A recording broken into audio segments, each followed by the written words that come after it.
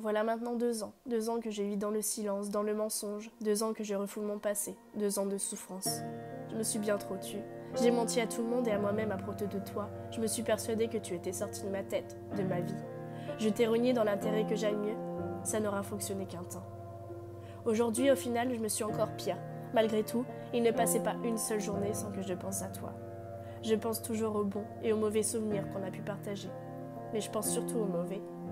Et même au moment où on pouvait croire vraiment que je t'avais oublié, tu étais toujours présente dans ma tête. Et je te regrette toujours autant. Je regrette absolument tout.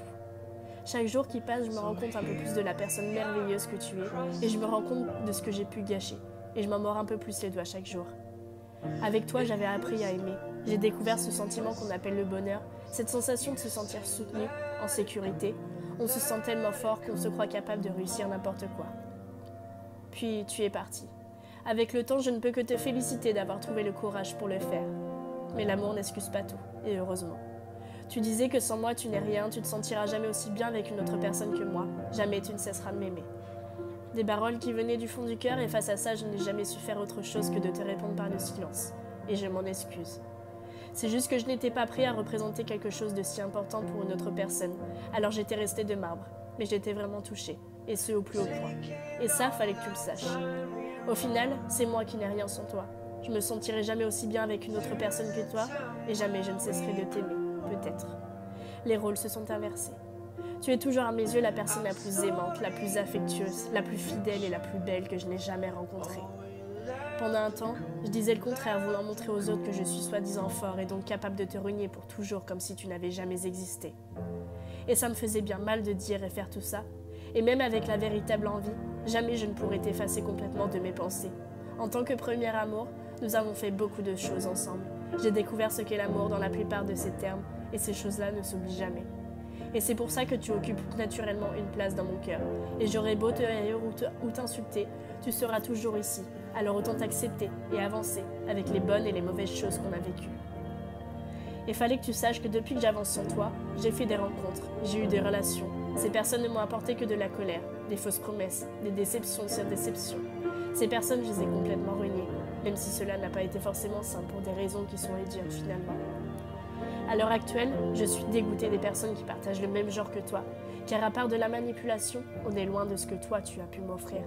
Alors j'ai perdu la confiance et l'envie de partager ma vie avec quelqu'un, à part s'il s'agit de toi.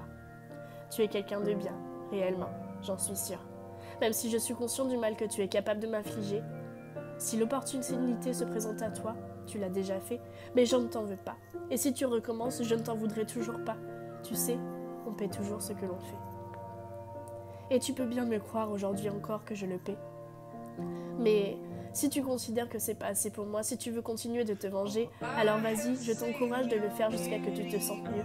Ce n'est que partie remise en fait. Ça fait 2 ans que je sombre dans le plus grand des silences, que je mens, que je trompe mon entourage en leur faisant croire que je me sens très bien, alors que je sombre en cachette. Je suis plus à ça près, et puis toi, et toi seulement, tu as le droit de faire tout ça. Moi, ça ne changera rien. Et tu le sais au fond de toi-même. Un jour, tu m'es parlé et tu savais que ce n'était pas une bonne chose de le faire, et pourtant tu l'as fait. Et je t'ai répondu. Toutes les raisons étaient bonnes pour que je t'ignore, mais je t'ai parlé. Pour la simple et bonne raison que tu es beaucoup trop importante pour moi, que je t'aime et qu'il m'est impossible de te refuser quoi que ce soit. Quant à toi, tu me détestes, comme jamais tu as détesté personne.